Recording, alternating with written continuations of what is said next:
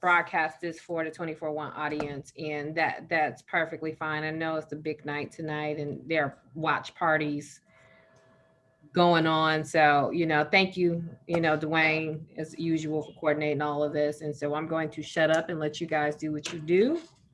And hopefully we can be of service to those businesses, after the fact. They could go to 24/1, our 24/1, and view the video and get all the resources that way. Thank you. So this is being recorded. It will be shared on the 24/1 social media pages and website. We'll make sure that everyone has links, and then we'll send it out to our audiences that way. And so we do have a small crowd, but it's great information. And as we know, small businesses are dealing with fires every single day, every single minute. And so we can provide that conversation and then network as we do this work, and that everyone has that response. And so with that, I'll turn it over to Charlene, which is going to provide that introduction, and then we go from there. Charlene. Well, good evening, everybody. I hope everyone had a wonderful day. We are here tonight to kind of provide some resources and some good conversation around the sustainability of small businesses in the 24/1 during the pandemic, and then going forward. So we are excited to hear from our business gurus and experts, and hopefully, prayerfully, but I have no doubt there'll be some good information shared that we can utilize to strengthen our community. All right, so with that, we'll kick it off with the Heartland Black Chamber of Commerce and hear information from them. And so I'll turn it over to Peter. Everyone has shareability screens, so if you want to share. Awesome. Great. So I have something I want to share with you guys. So thank you so much. It's always an honor for me to be with you, Dwayne, and with your group. And I never worry about small numbers. One, because people are really good at coming back, watching recordings on their own time. We kind of built our website on that premise, understanding that small businesses, don't have the luxury of shutting down when they'd like to. So sometimes they're working when we're busy putting on trainings. And I found that 11 o'clock, when the kids are in bed and the day has shut down, is when they get to come back and watch recordings and see what's going down. So I'm excited at the work that you continue to do, the work that 24/1 is doing, man, on such major scales. And real honor just to be with this illustrious panel. I see Miss Lynette here, and I haven't seen her in a while. I feel like COVID has had us all just so isolated that I'm finding that the introvert in me is wanting to be an extrovert. And so it's so odd how those things can turn around. So with that being said, I want to share with you guys kind of what we're doing. We're very excited. I did accept a position with St. Louis County. That means I stepped out of the executive director role with the Heartland St. Louis Black Chamber of Commerce, but never you worry. All the work that we're doing is still building, and we're very excited about the space that we're in. We are a 500+ member organization that we're serving out all of our businesses. And I want to share with you all some things that we've been able to do. I always like to start and give you guys what our priorities are, because I think it's key to understand what the Heartland St. Louis Black Chamber was built around. Our focus and our vision was not to replace or duplicate any of the work that any of the other organizations that are driven towards serving minority and Black-owned businesses. We didn't want to duplicate anything that was already done. So after we completed all of our studies to find out what was on everybody's laundry list, we actually looked at what was missing. What was the gap where businesses were falling between that was keeping them from being as capable as they wanted to be and as expansive as we needed them to be. So our first priority is to organize the Black business community. And looking at that, we want to make certain that if someone has a resource for Black businesses, they can give it to them at a drop of a dime. They don't have to hunt around space to space, place by place by place. So in coming to our website, our goal is to be the stop. So the first stop for all things Black business for St. Louis, so that we can lead them back to resources like the ones that are represented here. So once we help get them organized, and I'll show you that shortly, we want to connect African-American businesses and consumers with other businesses. So we want to create an ecosystem so businesses can find one another, people can find the businesses they're looking to do business with, and especially coming out of COVID-19, we can help business continue to stand and stay in business. We have a business owner down on 𝗹𝗶𝗰𝗸 that's been here 4 generations. They've been around longer than any other business in St. Louis. They're going into like their 47th year. And that's hard to come by. And we really want to help families substantiate themselves in such a way that they can do that. We also have our priority of growing the pipeline of African-American entrepreneurs. We have a young lady on who does banking, and we all understand that banks want to connect. It's not like banks are in the business of holding on to their money, and that's what people will say. Banks want to connect with businesses and actually lend that money out. That's the business that they're in. What we looked at is that businesses weren't always ready to be lent to. And so we want to make certain that we help businesses grow capable and are in position to be able to receive those opportunities. Promoting economic development within the African-American community. We want to grow our community. So, and we want the members of the community doing that. And so we partner with ULI, we partner with a lot of different organizations to help build economic developers. And the last priority is to advance racial equity in our local and regional markets. I want to show you guys something really quickly. I won't take up too much of your time at all, but this is the entry to our website. Here, this section is called Barter and Bill. We built this just so that businesses, as they're running short on money, didn't have to run short on what they need. So this is an opportunity for them to trade business and services, products and services, when they're short on cash and still keep growing their business. Here is our business resource. If you click it, it will show you all the resources that we're connected with. If you are one, I wasn't going to go into it, but if you are one of the businesses that highlights, so this talks about what's going on with COVID, loans that are available, who has something out for you. We also have a site that talks about our different resources. So we do job listings, the videos that we have for the past, RFQs. But here's something that I'm excited to be able to show you about I've got to move, I guess, my little share screen. I'm sorry. I can't see behind it. Let me see how I can peek behind this. If we go down and look at our businesses, when businesses join us, they are able to come here, see who they are, see themselves. Oh, I got all these little cute pop-ups, guys, I'm sorry. See the businesses as they're being added, but then we can look at all the businesses in the directory. If we go down, I want you guys to envision businesses in the 24/1 space, because what we like to do is have a drop down dedicated to the 24/1 businesses only. And so we show our directory of the listings that we have. In the directory, we have a map. We have businesses that have locations all throughout the United States. And St. Louis, just if you click on it, you click on one of the dots, it'll give them directions and all the pretty stuff that we have. But here's what I'm very excited about. Businesses get to come in, and quite naturally they self-identify if they're 100% Black owned, or if they're woman owned, or if they're veteran owned, because keep in mind, we are the Black chamber. We're not a minority chamber, we're the Black chamber. So we're looking for Black businesses to identify. But we also look for them, they have an opportunity to go down and place pictures of what their products and services are. They can place up to 20 pictures in here that they'd like to sell. By the end of this week, we're going to actually have a marketplace open so that people can come to our site and buy directly from our businesses. We also focus on what's going on. This is our events page. And so these are things that are coming up. 𝗹𝗶𝗶𝗀 is having its conference that starts actually Friday, and I'm hopeful people will go in and register.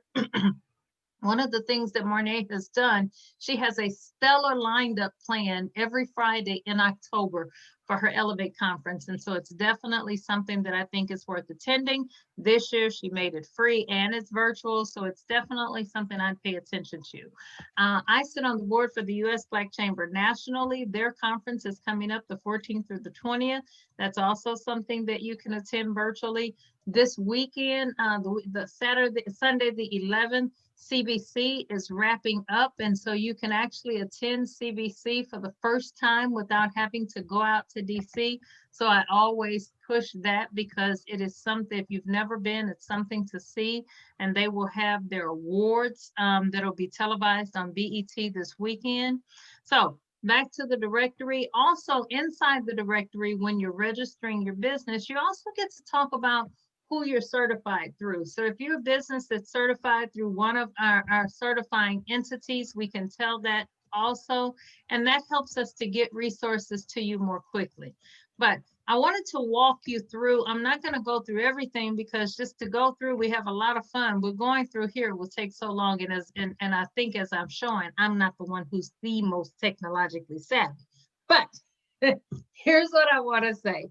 We welcome the opportunity for you to peruse the Heartland St. Louis website. Dwayne was kind enough to place it. Dwayne and Lynette and Stephanie was kind enough to place it in the chat box for you to get the website. Visit us on that and let us work with the businesses. We've actually have some opportunities where we'll be able to directly share funds with businesses that are still in recovery. We are prayerful that our businesses can make it through.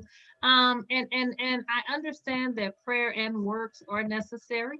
So we are advocating on behalf of our businesses to make certain that they have the funds that they need to make it through these rough times. Those that are still, we lost some that we did not want to lose.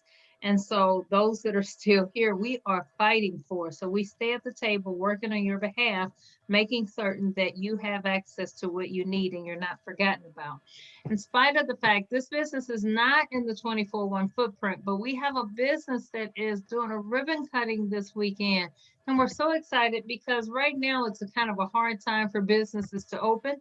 And so we have a young lady that's opening a hair salon at 509 Paul in Ferguson, which is not too far outside, which is not too far out of, I think, this footprint. Dwayne, I want to get better at being certain that I'm confident on what the footprint looks like. So I'm going to give myself that homework assignment. But we are busy helping businesses stay in connection with what they need. We've got some partnerships we'll be excited to talk to you about, some that are even on the call tonight. And so we've been busy. We will continue to be busy. We've got some fireside chats that we'll be bringing you. So we want to make certain that the businesses in 24/1 are well represented and they have a space to converge so that when people are looking, they don't have to get on Facebook and hope that post stays prevalent. They can just go to one place, look up the business and see all that you have to offer. And we're doing that to serve our community. So Dwayne, we thank you for giving us an opportunity. I thank you for giving us an opportunity to showcase that and just talk about where we are and just stay with us to understand where we're going. I thank you for this information. I will have to say that I did not look at the latest edition of the website. So the information that you shared was helpful. I love the business features and everything. So thank you for sharing that information. Anyone else have any additional questions? I know you have to leave early, but did anybody else have any additional questions before she leaves us? Yes, can Veta provide us with her contact information? I've been looking for her. Absolutely. You want to contact me? Yes, ma'am. Absolutely. So the phone number to best reach is 314-282-5592. That's 314-282-5592. And Dwayne put our website up. You can always email at vjeffery@hbcstl.com. That's vjeffery@hbcstl.com. I want to be found, Miss Jacqueline. Okay, thank you.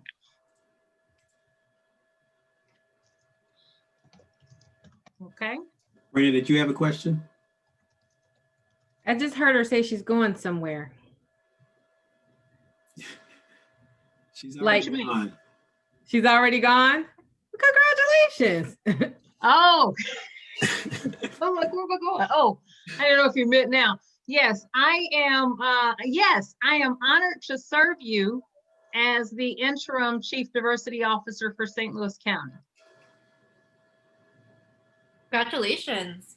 Thank you so much. And so I'm doing deep dives with my highlighter, studying what's going on and just looking for ways that we might be the best county possible, representing all that we have in these spaces. So thank you, thank you, thank you. Congrats. I'm sure we'll be talking. Yes, absolutely. And I apologize that I have to leave. Wednesday nights are my hard night for doing outside stuff, but I absolutely wanted to be a part of this. So thank you all so much for having me. Thank you, and thank you for the great information. We'll make sure to capture that and share it out through the social media channels as well and give you the link. So thank you so very much. All right, guys, have a good one. You too.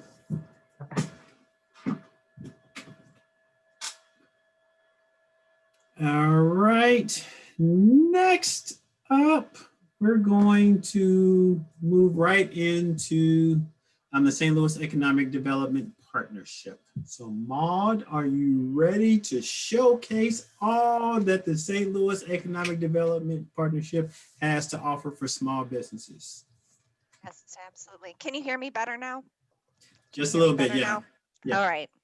Sorry for the technical difficulties. I'm going to go ahead and share my screen with a few resources.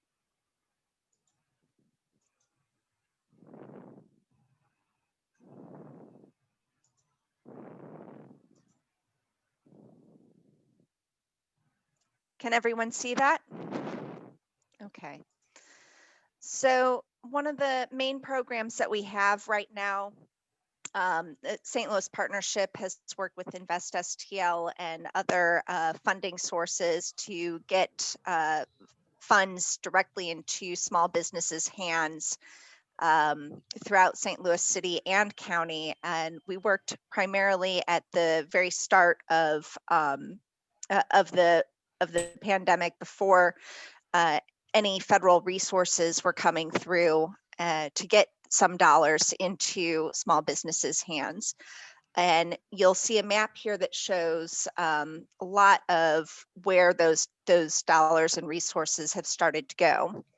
And the up in blue, up here at the top, we have the Promise Zone, the St. Louis Promise Zone for St. Louis County outlined.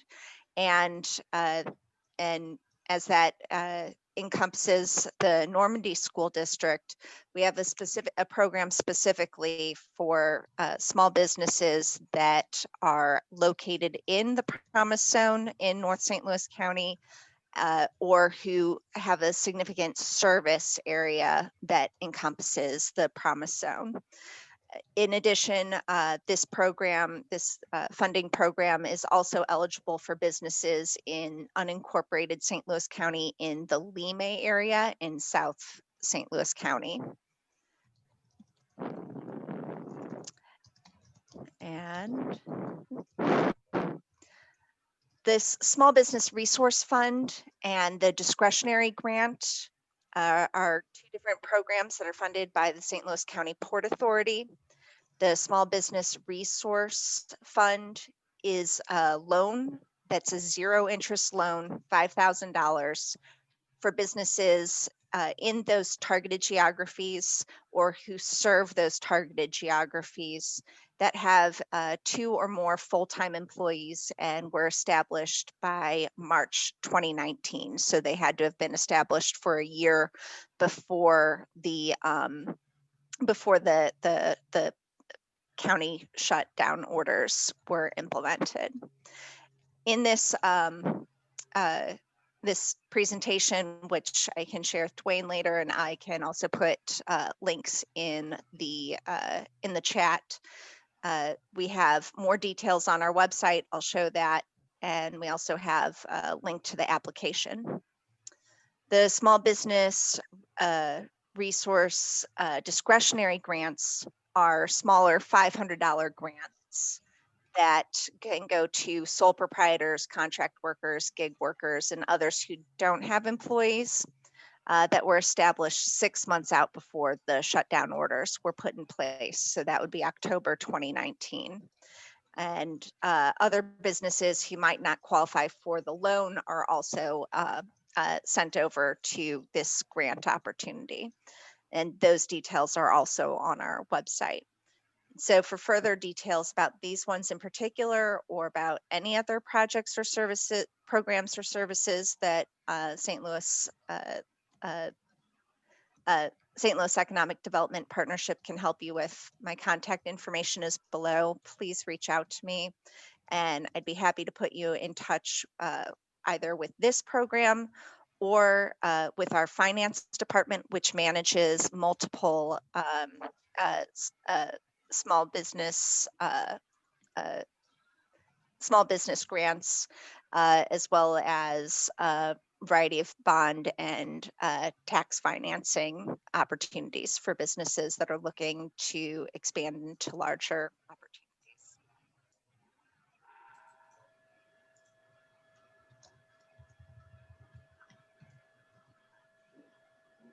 Go ahead and pass that off, and I can, if there are any other questions I can offer about the loan. I guess one other thing about the repayment for the loan is that it's a 2-year repayment for the 0 interest loan. There are only $50 payments for the first 6 months, and then the remaining 18 months of the loan. The payments are only about $261 a month. So, Maude, I do have a question. Are there any trends that you're seeing, or any obstacles or anything that you're seeing as people or businesses are applying for grants and going through the process? This is a very simple process. The idea was to get money into businesses' hands. The only documentation that's really needed for the loan and the grant, we do some background due diligence, make sure that you've paid your taxes to the county. For the loan, we need 2 years of federal tax filings, and also confirm that there isn't any outstanding balances that are due from the business or the business owner. And let me know when it's 7:50. And so Let me know when it's 7:50. so we have so it's You accidentally, yeah. sorry. So it's a relatively simple process. And then, sorry to ask one more question. What's the time frame that we normally see, I guess, from when someone applies and then when they might actually see the funds? Usually it's pretty simple. It's pretty quick right now. At the beginning, it was a little bit slow at the beginning of the pandemic when we had a lot of applications, but now we're seeing the application rate is much more manageable. And if you're responsive to our request for additional follow-up information, then it's a turnaround of a couple of weeks. Wonderful information. Thank you so very much. I do have a question. One question. I'm sorry. What are you seeing as far as usage in the area? Is it being utilized, or is it, what does the utilization look like, especially in our area? So I didn't pull our exact numbers for the 24-1 area, but the majority of the funds from this program are going into North County. It's been utilized a little bit less in the 𝗾𝗶𝗯𝗶 area. Mm-hmm. We have funded with the loan, we funded 74 loans so far, and about 203 of the grants. And so there's a lot more. There's at this date, there's still funding available. We really can get those grants into a lot of sole proprietors' hands. We can help folks who have salons, who rent chairs. We can work with individual childcare providers. So it is money that we have available and that we are trying to reach out. The main obstacle that we're finding for why people aren't able to apply for these funds is because of back taxes owed to the county. And that has been a problem, but we have been working with businesses and finding some creative solutions, and we've been working one-on-one with them. So even if there are taxes due, especially if there are taxes due under $500, really would encourage business owners to apply. Thank you. Thank you. Thank you. All right, so we'll make sure that this information is shared and communicated out, especially now people knowing that it is available and the window of opportunity, the window of turnaround is a little bit shorter than maybe what the word on the street actually is, and then some of the other best practices. So thank you for that information. So do we want to do a trivia? Raina, let's do a trivia. All right. Well, It's open to everybody, so join in. It ain't nothing but a cup of coffee. So no, I'm just kidding. Hey, coffee goes a long way on some mornings. I'm just kidding. It's a gift card to Amazon. okay. So, as I was looking for election trivia, I felt like I had to really make you all think after a very long day of work. So, and it definitely does not pertain to what's going on now, but I feel like somebody should know this. What two states have allowed felons to vote since the 1800s?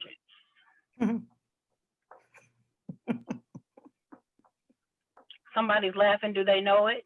No, that's who's laughing. No. I'm gonna make a guess.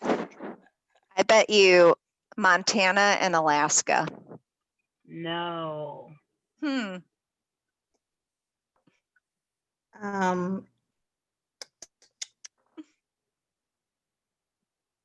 don't have a clue.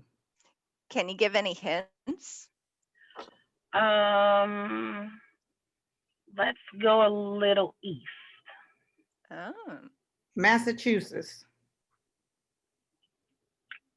Close. Connecticut. Name. Y'all just gonna keep throwing them out? You said? Say close, hot, cold. Close. Okay, we don't know. Help us out. I'm thinking it's Vermont. And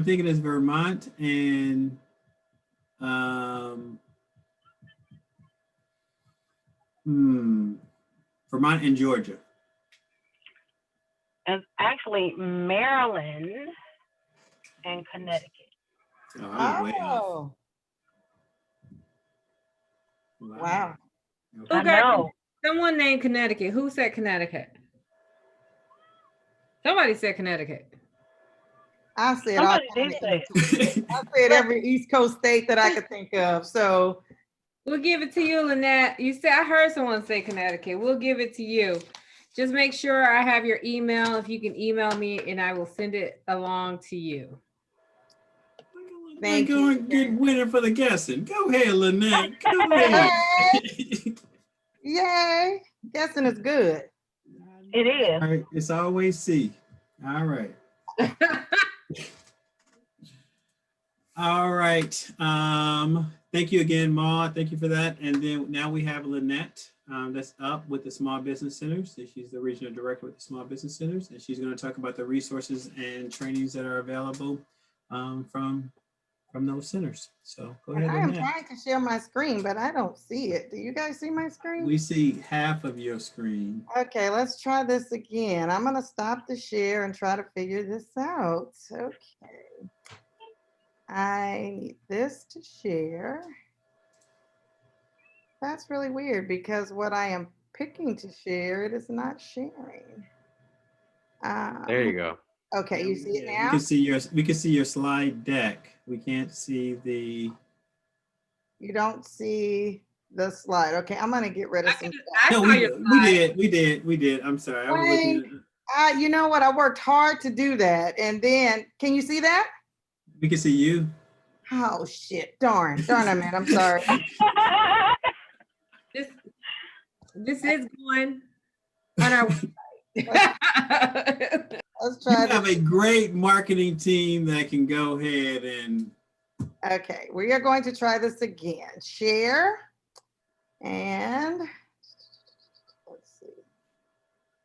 Play from the start. Can you see it now? Yep. You see Small Business Development Center? Yes, we do. Yes, thank you. I don't want to hear from Dwayne on this. I am Lynette Watson from the Small Business Development Center, St. Louis region. I'm the regional director. And really what I want to talk to you about today is who we are, what we do, and how we help businesses and communities in the area.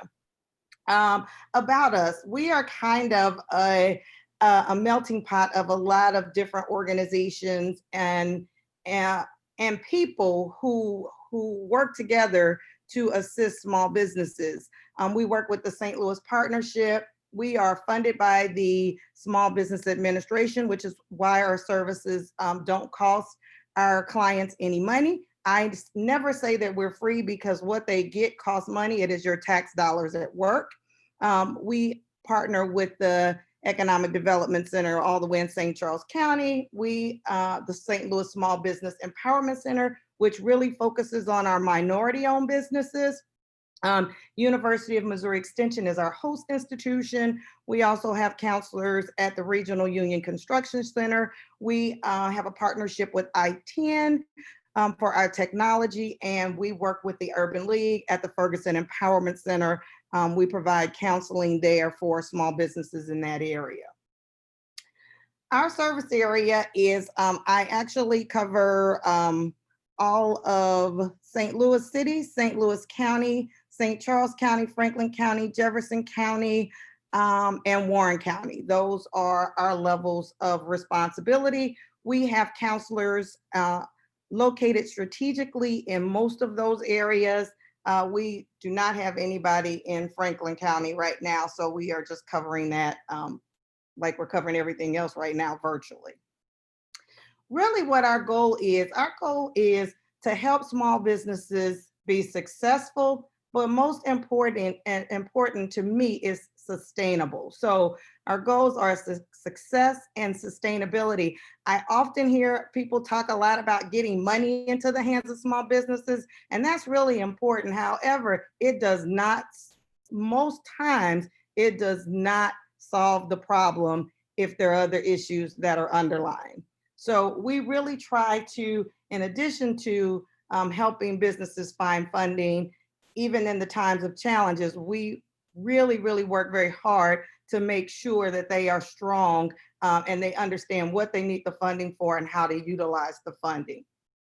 Little bit about how we can help. We help with, and I'll go through all of the little areas that we work with, but there's education, we do international trade, we do business planning, we help with financial modeling, we help with procurement. We actually have a procurement arm that we work very closely with. They're kind of our sister agency, and I think Karl will talk about them a little more, called PTAC.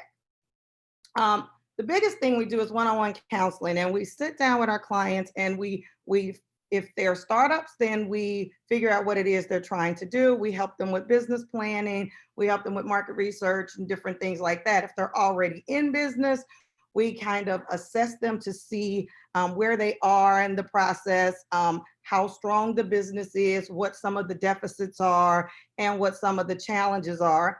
And then when businesses are in trouble, we triage just like you would receive when you go to the emergency room. We try to figure out what the challenges are and what we can do to assist. One of the things we also do is we do a lot of coaching.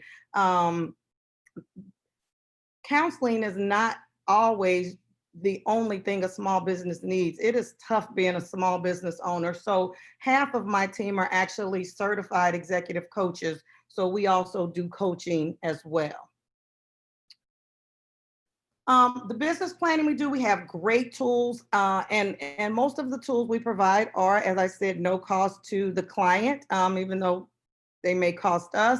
We provide Live Plan, which is our business software that allows our clients and our clients and our counselors to work in real time. So if a customer is working on a business plan, their counselor can work with them real time, give them feedback, ask questions, direct them to research, direct them to other resources as they build the plan. And again, they have access, direct access to the plan. We pay for this and provide it for our clients for 6 months. After that, they can download the plan. It is theirs to keep. If they want to keep it, then they can work out a deal with Live Plan. We don't get any kickbacks or anything, but we do make sure that they have access to download their full plan once they're done. We do lots with market information and research.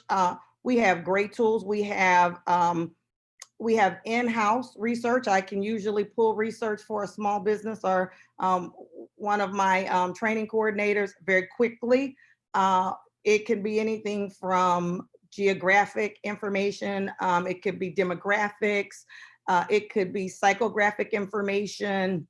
It could be industry information. It could be ratios. And, you know, those are things that we get into with the banks are interested in that. So when somebody's looking for funding, we can help ensure that they are in line with the ratios that the banks are looking for. So we can provide a great deal of market research.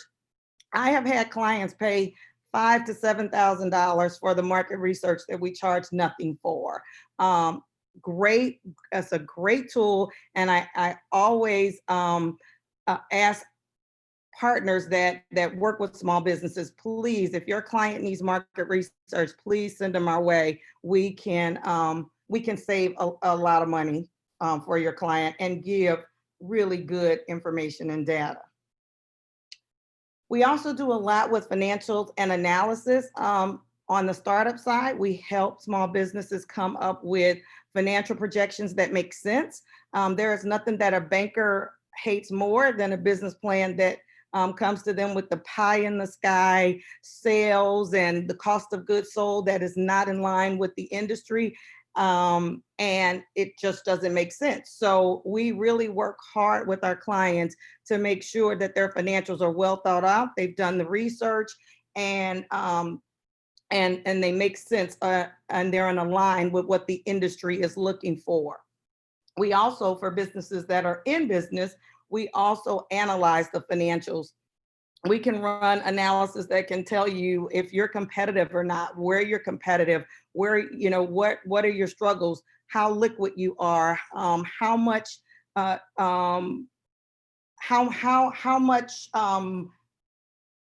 you can grow. Some businesses grow themselves right out of business. We can help them understand what type of growth they can do organically. And if they can't grow organically, how much they'll need to try to source from other funding. So we do that. Another thing that we do is we help people understand, those that are new or in business, we help them understand what an income statement is, what it means, what it tells them, how it tells the story of their business, help them understand their balance sheet. Most businesses, small businesses, don't even look at the balance sheet because they don't get it. Our counselors work one-on-one to make sure that clients, first of all, that they do financials, and then once they do it, that they understand it. And we also help with sales and sales projections that make sense. So those are some of the things we do on the financial side.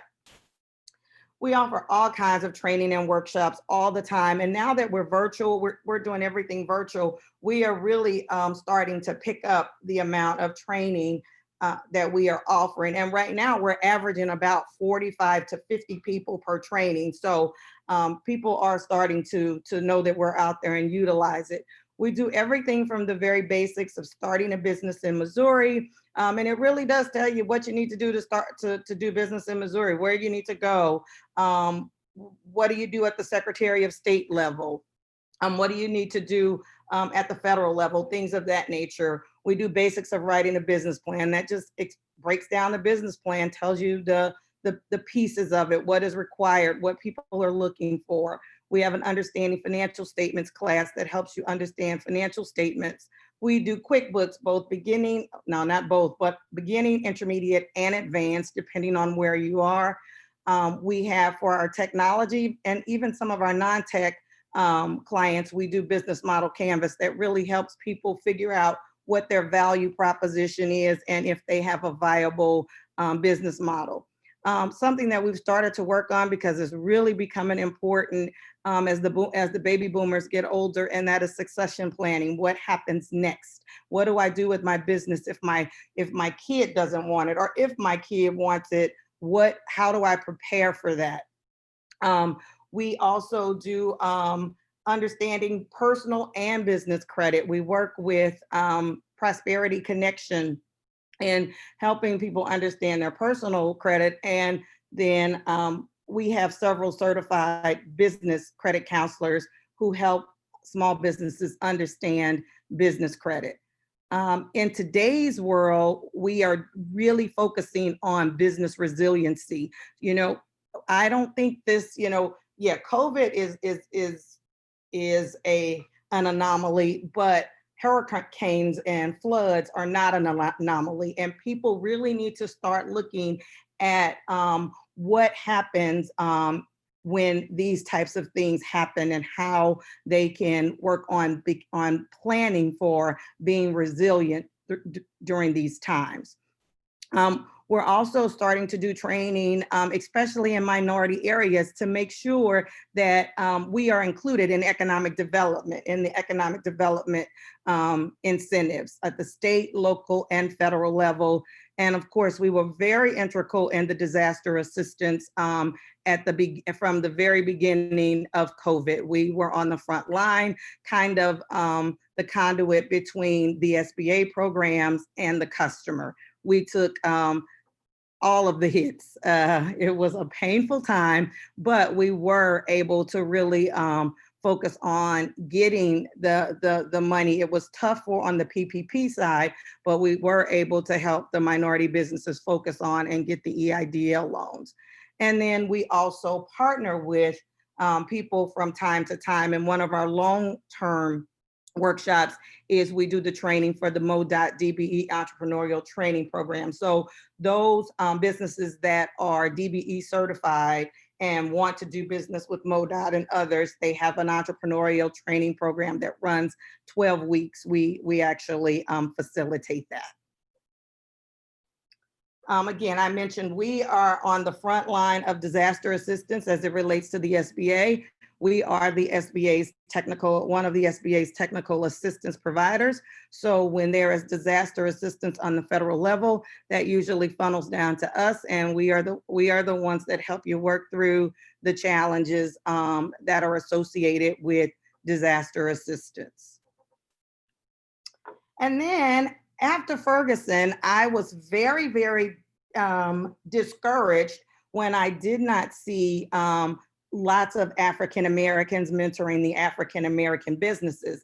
And as I would go in the businesses, in all transparency, what I would find is the business owners just didn't feel like some of the mentors could connect with them culturally. So they weren't receiving the mentorship. So at that point, I created the Looks Like Me Mentoring Project. And that is a project that connects African American mentors from all different phases of, you don't have to own a business, but they're accountants and they're attorneys and, they're marketing people, or they're just people that have experience. And we connect them, and it's a formal mentoring program. It is not loosey-goosey. You have to commit to a certain amount of time. You have to sign, both the mentor and the mentee have to sign an agreement that they are going to meet. And we do review and keep the notes and make sure that the relationship is moving forward and is doing what it is designed to do. We are at the pilot phase, and I hope to I hope to launch it at full force. We just picked up a new platform that's going to help us, but I hope to launch at full force January of 2021. We also do a lot of special initiatives and provide just kind of unique assistance. We have an international trade arm where we help people do international trade. Right now, Ghana really wants to do business with the United States. So we are trying to put together some things with African-American businesses to do trade with Ghana. We help with back office assistance. That is one of the biggest challenges for minority, small African-American businesses is they just don't have good back office. So, you know, you give them cash to help them survive, but when they don't really know where that cash should go, they don't have good records, they don't have good bookkeeping, they don't have good contracts. You know, you're throwing money at things that are not, the money's not going to help them be sustainable. So we really try to help them figure out how to get their infrastructure, their back office more stable. For those that are interested in research and technology, different things like that, we have SBIR, STTR grants, and that is federal grants that is designed solely for research. We do business model canvas assistance for tech businesses, and we have a tech counselor that is totally focused solely on tech businesses. And then we do lots of funding consultation. So banks will, we probably have relationships with, I would say, maybe 80% of the banks in the metropolitan area, and they often send us clients that aren't quite ready or that just need a little assistance putting together their financial projections. And we do that on our end too. When we're working with clients with their business plans and things of that nature, we work with helping them make sure that they have the right ask. And we're a little different from some organizations. You know, I tell my client, if it's not a good idea to take less money than you need, unless it makes sense. Sometimes you can kill yourself by being underfunded. So we really try to make sure when we do funding consultation that it makes sense and it is something that will allow you to be sustainable. Again, financial literacy on both the business side and the personal side is really, really important. So that is something that we, again, work in partnership with Prosperity Connection and helping make sure that our clients understand their personal finances and that they are thinking long-term. And then I think, again, I mentioned earlier, we also want our small businesses and our African-American owned businesses to participate in the opportunity zone, to participate in the WOTCs, which is the workforce opportunity tax credits, those things that are available that they normally just don't know about. We have been hosting lots of webinars in that area. And then again, we do coaching because we understand that, you know, owning a small business is challenging and everything isn't about the business. Some personal often bleeds over into the business. And we are also getting ready to start, I didn't put it on here because it's very new. We are getting ready to start a roundtable, a perspectives roundtable for African-American CEOs where they can share their challenges and talk about what challenges they face, and then they help each other provide solutions, and it'll be from experience, not from what they think. So it'll be a guided and facilitated roundtable, and it will be kind of a secretive. People can't come in and out. You have to commit to it. I've done it before, and it really does provide the small businesses kind of a safe space and their very own anyway, I can't think of the word, but where they help each other. I mean, they really come in and support one another. And then we're going to start an entrepreneurial book club for African-American business owners. So we're really excited about those new initiatives. And then our 2020 results were pretty good. We had $102 million in capitalization is what we helped small businesses achieve this in 2020. We had 51 new business starts, and that means people said the Small Business Development Center helped me start a business. They actually sign a form that says that we did that. So we don't just make it up and pull it out up high in the sky. We helped our businesses increase their sales by $27 million. We counseled 812 people, and we created 479 jobs.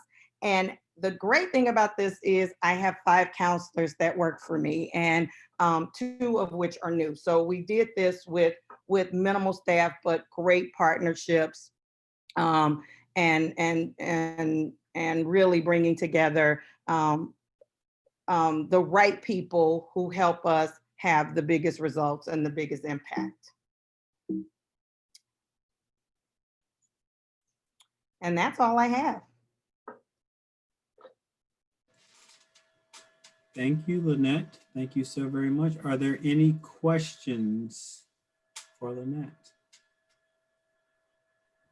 Lynette, you're gonna take up one whole spot on r241.com. We're gonna put the Lynette video. Just listen to Lynette. It's great information. I didn't realize you guys did. I mean, I do, as a previous supporter of the MODOT program. I used to be one for that, but that's awesome, the work you guys are doing. Well, thank you. I would love to help any way I can, Raina. I love the idea of the mentorship program and making sure that that actually happens and actually expands, you know, happening and then expanded. And then, like you said, the back office support. So we heard from Maude, like some of that is necessary for grants and loans. And so great Glad work. you said that. I am looking for an advisory board for my mentor, Dwayne. Thank you. No Thank problem. you. I got you. No problem. No problem. I got you. I got you. No problem. So. And Lynette, your services are available for those who want to do for-profit or nonprofit? Okay, you know what? Actually, no. Because we're funded by the SBA is focused on for-profit. Okay. Now, when, you know, we did do a little with nonprofits with disaster lending when the SBA gave money for nonprofits on the EIDL and PPP, but that is not really, that's not our expertise, and that's not really what we're charged with. Okay. Just making sure. Don't add anything else to my plate. I'm sorry, I won't. All right, no other questions for Lynette. We will move over to Karl, providing information about 𝗶𝗄 and all the services and access and support that they are offering and planning to offer to the 24/1 footprint. So without further ado, Karl, you're up. Thank you very much. Thanks, Dwayne. And hello, everybody. My name is Karl Guenther, Assistant Vice Chancellor for Economic and Community Development at the University of Missouri St. Louis. And I also just want to give a quick thank you to the fellow panelists. I mean, Lynette and Maude and Veta are tremendous assets in our region and do unbelievable work. And I'm lucky myself to partner with them on a number of initiatives. Before I jump into a couple of slides, I just want to say that the University of Missouri St. Louis has embraced its role as a key anchor institution in North County and is committed to really leveraging its economic and human capital and expertise, assets, and partnership with community to drive vibrancy both in North County, but also the St. Louis region. And so that has led to a number of initiatives around how we can be more intentional about our hiring, but also our business practices and our purchasing practices focused in communities right around campus. And so I'm going to speak a little bit about our university purchasing and contracting efforts and how we look to connect with local businesses, and then a little bit about some of the university capacity building and supports available for people if they are interested in them. And as Lynette mentioned, you know, the SBDCs are connected with Extension, and there's a lot of great resources through University of Missouri Extension, as well as at the University of Missouri St. Louis.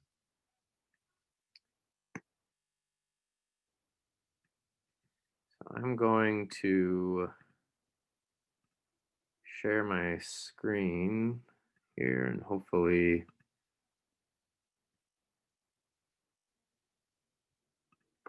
Dwayne, is this, can you see the screen here? Yep, I can see it. All right. Yep, I can see it too. All right, there we go.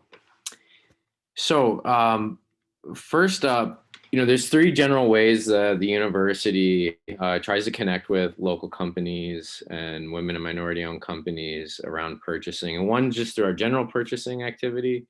The second is an opportunity where we look to build preferred vendor relationships with companies to make it easier in categories where there's often frequent purchases. And then obviously open bidding on contracts, which is heavily more in our facilities and construction space. A few things that we've done over the past few years as part of our anchor institution effort has really been to connect with local companies, especially on some small contract opportunities where there's more flexibility to work with companies. And one example of this is we've been trying to connect increasingly with landscaping companies that do work on campus and on properties that the university owns off of the main campus. The second key thing is we consider preferred vendors. We have been working with the University of Missouri System Procurement Office on identifying local companies that fit certain purchase categories where we have the opportunity to develop consistent and longer term relationships around with businesses as opportunities that campus business managers are able to purchase from. And then the last category on projects and other opportunities for bids, we are actually holding an event coming up October 27th from 3:30 to 5 p.m. This is heavily focused on projects that are coming up in facilities, so geared very much to kind of your electrical and concrete and general contractors, mechanical contractors, as well as movers and companies of that ilk. We're going to cover one, what those projects are, and you'll get to meet some of the facilities leadership so that you can make connections coming out of that event on upcoming projects that are planned and slated for this year. The second thing we're going to be covering is how you do business with UMSL and what the university systems look like around procurement in the bid process, and what kind of requirements when it comes to insurance and other issues small businesses might need to be ready for. And then third, as Lynette mentioned, we partner on these efforts often with the Procurement Technical Assistance Centers, which is located with Extension. And I have their contact information on the next slide. They are there to provide companies with bidding assistance and other procurement searches so that you can continue to grow your set of business relationships. And I bring all of this up to say that whether it's UMSL or other large companies or institutions, oftentimes there are opportunities to do work with larger institutions. And it might just be reaching out or trying to connect with people on some of their more regular or smaller contracts. And so I just wanted to encourage the general practice of reaching out to some of the larger institutions and corporations around the 24/1 community. We also do a monthly newsletter that is focused on stories in our local community writ large, but we always have on the right-hand column a link to different bids or contracting opportunities. So for those small businesses that are interested, feel free to sign up for this. If nothing else, it's a reminder to go ahead and check on what is open and available at the university. And you can also look at projects that are open for bidding in other parts of the university. And so the last plug for this October 27th event, I will say, if you are not one of those kind of target industries that facilities is likely to need services on, you may still want to attend, because some of the information presented about how to do business with the university or making connections with the Procurement Technical Assistance Center might still be valuable, as the university purchases a lot of different goods and services throughout the course of a year. And also the Procurement Technical Assistance Centers can support companies going after many different business opportunities with local government, state government, federal government, and at other institutions. I also wanted to mention just quickly a few other efforts and initiatives that might be pertinent to small businesses in and around UMSL and North County. This week, we launched the Diversity, Equity, Inclusion Accelerator. UMSL Accelerate is UMSL's entrepreneurship and small business effort. And so they've launched an accelerator focused on founders of color and other marginalized founders that often don't have access to capital and some of the networks to support their businesses. This effort is going to be taking applications for participation, and there will be a selection process, and then a select number will be invited to participate in this program. It does come with an investment of $50,000 in that business as they make their way through the training and support programming in the accelerator. Another key thing that often comes up, especially in the age of COVID and moving forward, is how businesses connect with customers online.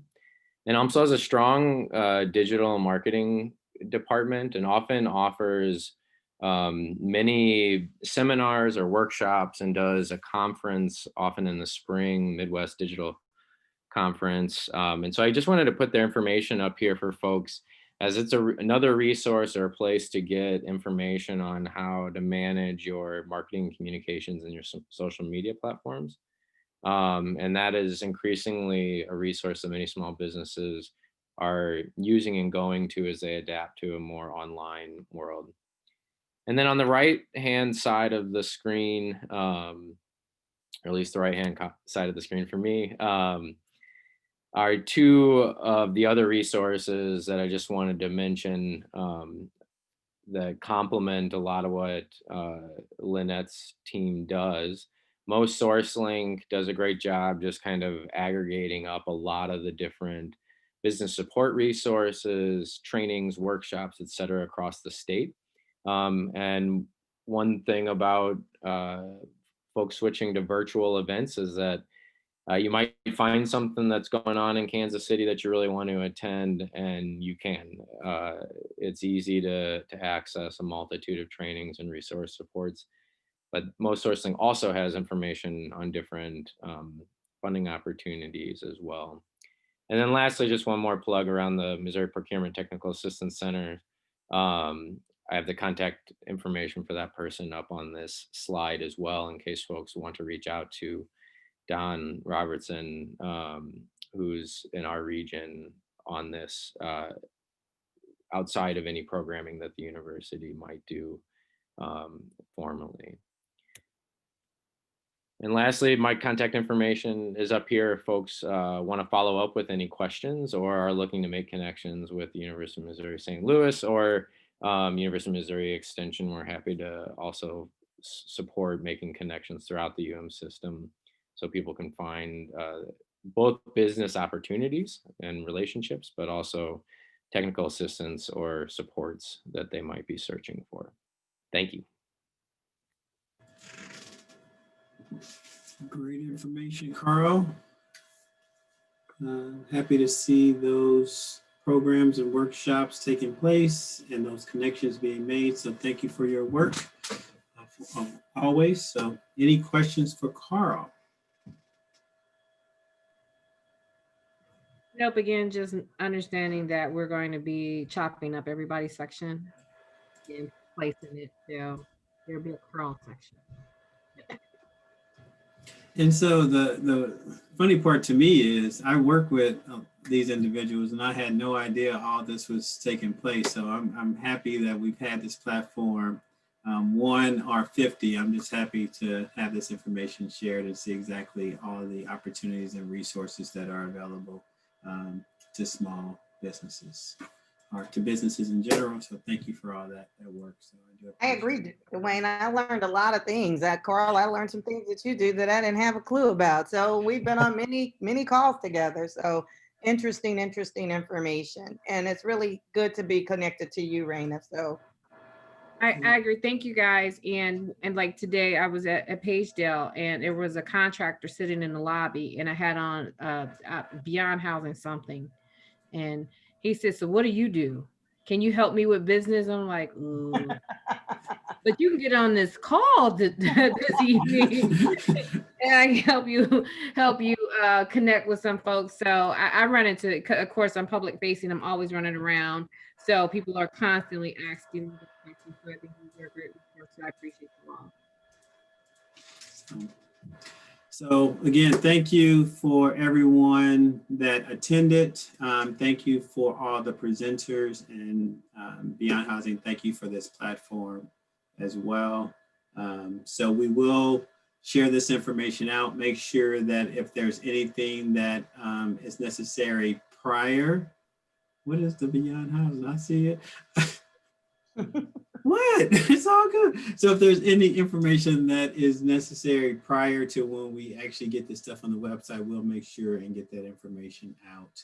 And I'll send you my presentation. I sent it. So you're more than happy to share that. I appreciate that. Thank you so very much. And this is Jacqueline. Can I say something real quick? Please. Hi, thank you guys so much. As a community development banker, I just recently created a community bankers roundtable, and it's just funny that our first initiative is to try to help small business owners, and we're going to do our first presentation on or with barbers and beauticians. So I really wanted to get on here to see what resources I could, perhaps use for our series of presentations also. And I see I might be reaching out to you guys to help, because there's such a need everywhere to help people with small businesses. And we kind of chose the barbers and beauticians because they really got hit hard, and they're continuing to get hit hard because of the social distancing aspect of their business. So I would like to reach out to some of you guys. So please do. I would be more than happy to help in any way that I can. Okay. And I did reach out to your counterpart. I haven't heard back from him yet. Kevin Wilson? Kevin. Yeah, give me a call. Kevin is really busy right now, and I'll be more than happy to help out. All right. Thank you very much. You're welcome. Lastly, guys, this is the third of 4 workshops. Our next workshop will be called Don't Judge Me, Voter's Guide to Evaluating Judges, as you go to the voter poll. So feel free to share that workshop as well. And so with that, thank you, Dwayne. And I'm going to just sit back and listen to exit statements. So is there any closing comments, any closing conversations? If not, we will say goodbye and get you prepared for the election. Thanks for having me. I really enjoyed my time. Thanks, everybody. Thanks, everyone. Thanks, everyone. Have a good one. Oh, look at the little one. Oh, wonderful. All right, wonderful. Bye-bye. Oh, cute. Thank you, guys.